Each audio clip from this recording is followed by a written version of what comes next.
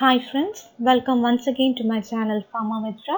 In the second session, we are dealing with the important facts coming under the subject pharmaceutical jurisprudence. Today, we are not going in depth into the subject. This video is completely a tip for you in the aspect of competitive exam. That is, here we are going through the important facts you should cover definitely before going to the objective mode of exam, especially the PSC conducted by different state as well as for the GPAT exam. First of all, what is pharmaceutical jurisprudence? Simply, it is a theory or the philosophy of law. This subject deals with the laws, rules, regulations, session, schedule, etc. related to the pharmaceutical products and the preparation. Today, we are moving through the important facts that come under the subject pharmaceutical jurisprudence. First of all, we are going through the important acts and the years. That is the Drug and Cosmetic Act 1940, Pharmacy Act coming in the year 1948, Patent Act 1970, Poison Act 1919, the Price Control Order 1995, Narcotic and Psychotropic Substance Act 1985, ASCT Act 1994, Drug and Magic Remedies Act 1954, Medical Termination of Pregnancy Act 1971 and Factories Act 1949. Remaining acts are these are the important acts that we discuss in the competitive exams. Next one, the subject DTAB. What is DTAB? The expansion is the Drug Technical Advisory Board. This board comprises of 18 members. Among this, they are ex officio members, nominated members, and elected members. Ex officio members are the members who are appointed as ex officio automatically by the official profession. For example, in case of Director General of Health Services, that is DGHS. When DGHS take the position, he automatically become the chairman of DTAB. In case of ex officio, here there is no need to appoint or election or nomination. I think you got the meaning of ex officio.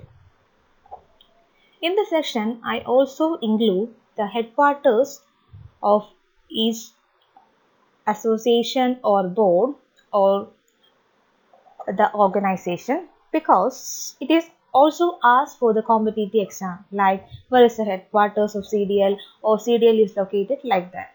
Well, we can move into the ex officio members. There are 8 ex officio members, that is first Director General of Health Services. He is the chairman of ex officio members or DTAB.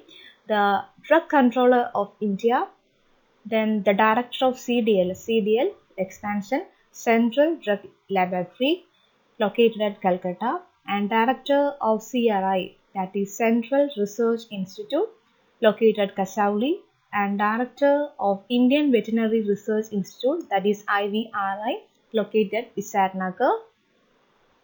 Then the remaining members coming under ex officio are the President of PCI, as we know PCI, the Pharmacy Council of India, the President of MCI, that is Medical Council of India, is an ex officio member, and the last one, the Director of CDRI, that is Central Drug Research Institute, located at Lucknow.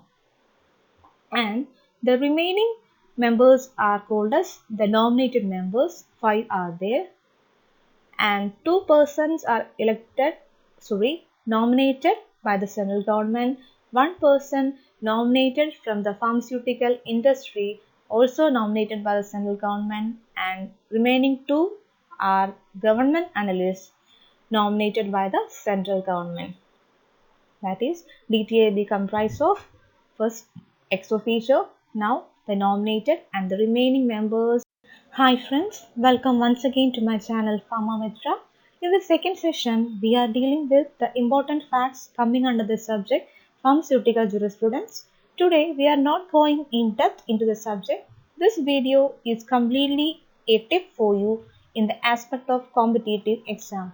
That is, here we are going through the important facts you should cover definitely before going to the objective mode of exam, especially the PSC conducted by different state as well as for the GPAT exam.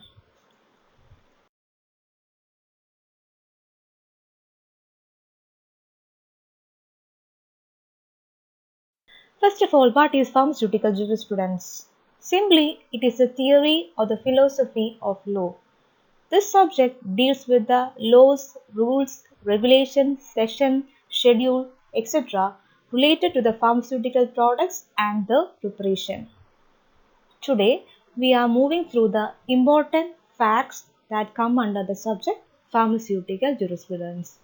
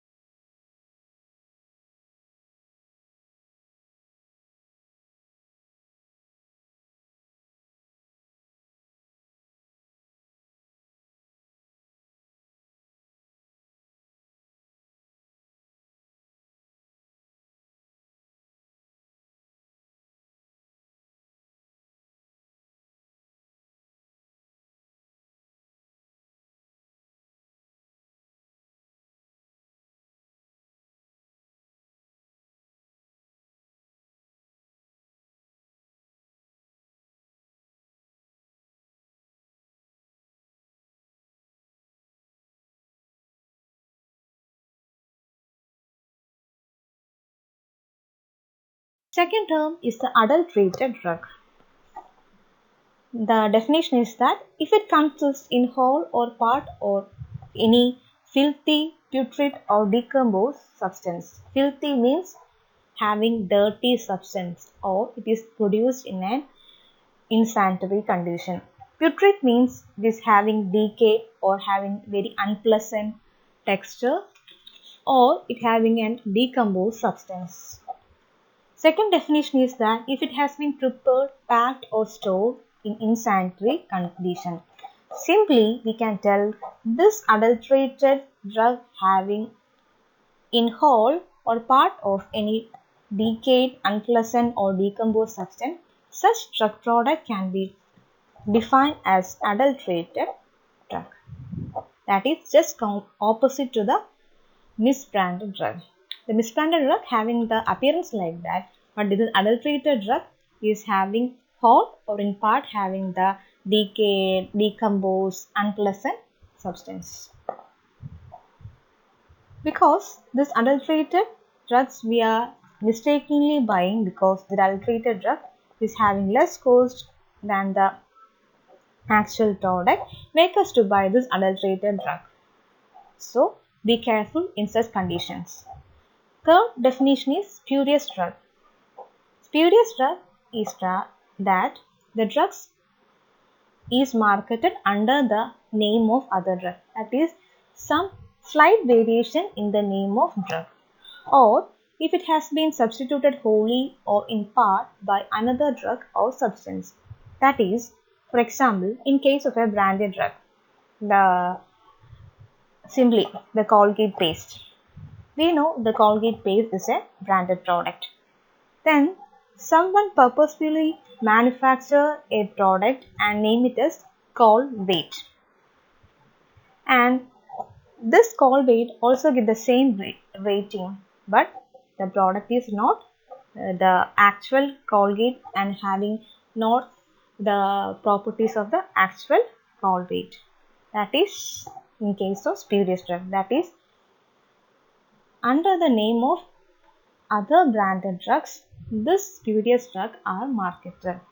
Or if the drug has been substituted wholly or in part by another drug or substance can be called a spurious drug. We are moving to the schedules to the Act. That is, first schedule comprises the names of books under Ayurveda Siddha Unani system. Second schedule comprises the standards that should be maintained in the case of import and the sale, stock and distribution. Next, we are moving to the appendices coming under the D&C Act. D&C means the Drug and Cosmetic Act. First appendix is the data required to be submitted with the application to market a new drug. That is, what are the data we have to be submitted to the authority to market a new drug. Second is the format. That is the form we have to fill for the submission for the clinical trial. And third appendix is the animal toxicity requirement for the clinical trial. And fourth one, the number of animal you have to do the study for the long-term toxicity study. Fifth appendix deals with the patient consent form to take part in the clinical trial. And sixth appendix, that is FDC, that is fixed dose drug combination and its requirement. Next slide. It is very important. We have to go through each and every schedule thoroughly. First one, A. A is the proforma. Proforma means it is a form for the application for the licenses, issue and renewal of licenses for sending memoranda under the Act. Simply, the form for application to get a license. That is form. Simply, form for application to get a license. B. If you are starting in pharmaceutical industry, first we have to file. That is in the schedule A, we have to fill a form. With that form, we have to pay a fee to test our product is good or not. We have to pay a fee to test the product. That is telling in the schedule B. That is a fee for analysis that have to be paid to CDL. That is Central Drug Laboratory or to any other government laboratories. Then schedule C. This is very important. Is a list of biologicals and immunological products for the parenteral use, antibiotics, ophthalmics and lotions. That is the list of biologicals and immunological products. C1 deals with the list of drugs from biological origin. For example, alkaloid, hormones, vitamins and antibiotics for the oral use. And Schedule D is the exemptions that have been granted to drugs and importance. And Schedule E and even list deals with the poisons. And Schedule E deals with the list of poison for which labeling and other requirement coming under the allopathic medicine. And Schedule E1 deals with the list of poison coming under Ayurveda, Siddha and Unani system of medicine. Schedule F deals with manufacturing, testing and labeling of biological products for human use like sera and vaccines. Coming to Schedule F1 of F1, F2 and F3. F1 deals with the manufacturing, testing and labeling of the veterinary biological, whereas F2 deals with the standard that have to be looked for in case of surgical dressing, and F3 deals with the standard for the umbilical tapes. It is very important, Schedule G and H. G deals with the list of substances that are to be required to be used only under medical supervision. And H deals with the list of prescribed drugs. Schedule J. I think you have already know about the Schedule J. We are studying the Schedule J in the chapter the Drug and Magic Remedies Act or Objectionable Advertisement Act 1954. This act deals with the advertisement of drugs and magic remedies. Here, this act deals with the drugs and magic remedies that claim to have that magic effect. That is simply the chapter the Drug and Magic Remedies Act. Right? Simply, if I am marketing a product and I am telling that if I give a product, and if you are taking that product, you will exactly be cured from that disease. This is not allowed in our terms, that is telling in Schedule J. That is the disease or ailment which a drug may not purport to prevent or cure. That is, here we are claiming. Purport means, the word purport means the appear or say to something like that. Ailment means it is also an illness, typically a minor disease can be called as ailment. Such things are not allowed. Schedule K is the drug exempted from certain provisions in case of the manufacturing part. Other important schedule is Schedule M. Schedule M deals with GMB, that is good manufacturing practices. That is, Schedule M deals with the requirement of factory premises, plants and equipment, and M have different sections, subsections. M1 deals with the requirement of factory premises for the manufacture of homeopathic medicine, while M2 deals with same thing, the requirement of factory premises for the manufacture of cosmetics. Here we are dealing with cosmetics, where M3 deal with same requirement of the factory premises for the manufacture. Here we are manufacturing the medical device. Next one, Schedule N. That is, we have to know, each and everyone should know this Schedule N, because this is the list of minimum equipment for efficient running of a pharmacy. That is, in the initial step of starting a pharmacy, we have to follow this Schedule N. That are, what are the minimum equipment that are in the pharmacy, and this are checked in the time of inspection. So then the Schedule O deal with the standard for the disinfectant fluid, and P, as the letter start, P deals with period, that is life period of drug, that is for how much time the drug will remain. P1 deal with the pack size of drug, and Schedule Q are of two parts are the part 1 deals with the list of dyes, colors and pigment in cosmetic and soaps, and part 2 deals with the list of colors in soaps. Schedule R deals with the standard for condoms and mechanical contraceptive, and Schedule S deals with the standard for cosmetic. Schedule T, that is the requirement for the factory premises for Ayurveda and Unani.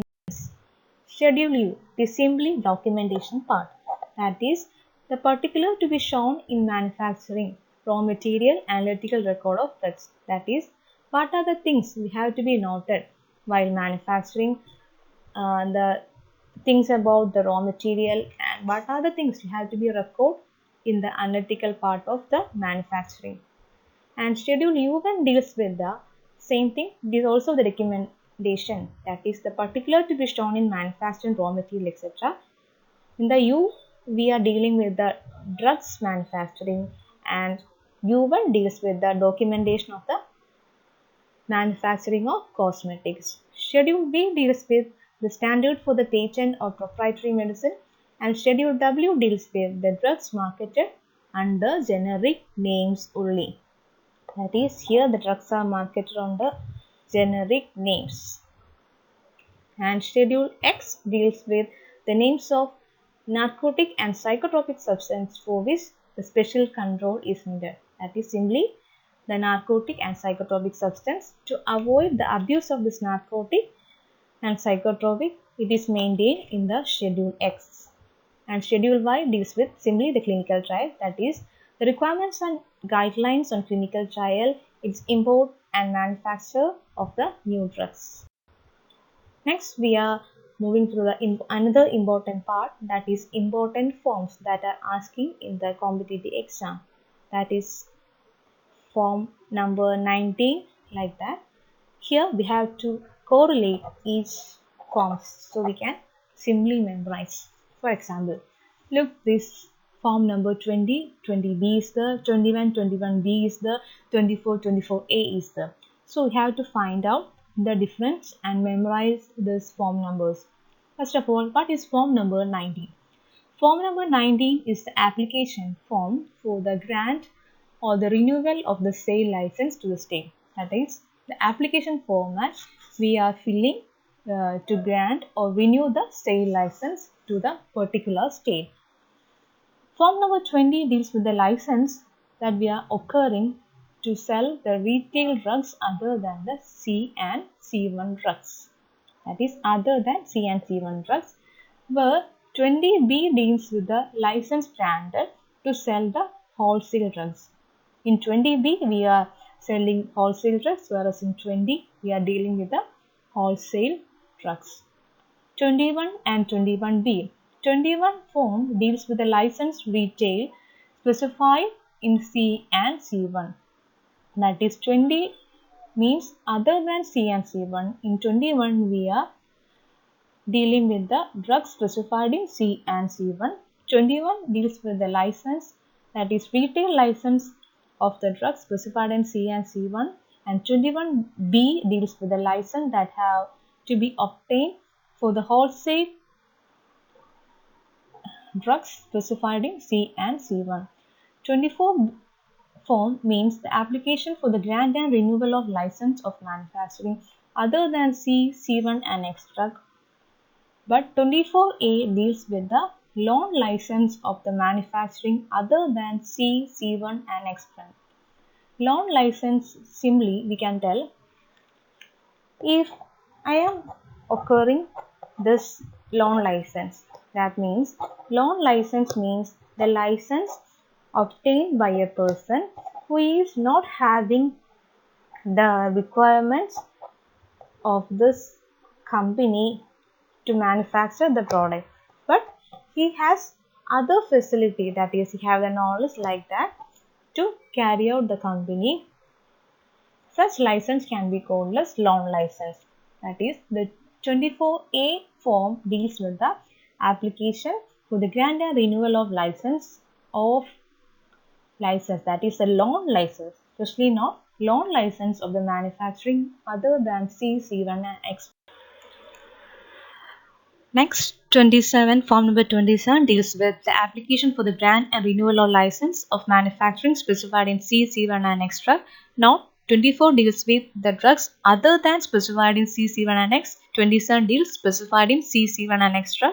27A deals with the application for the grant and renewal of loan license specified in C and C1 excluding X, and 25 deals with the license granted to manufacture other than C, C1 and extra, and 25A deals with the loan license granted to manufacture other than C, C1 and extra, where 28 having 3 sections. 28 deals with the license granted to manufacture specified in C, C1 excluding X, and 28C deals with the license granted to operate blood bank, and 28D deals with the license granted to manufacture large volume parenteral, that is LVP, sera and vaccine.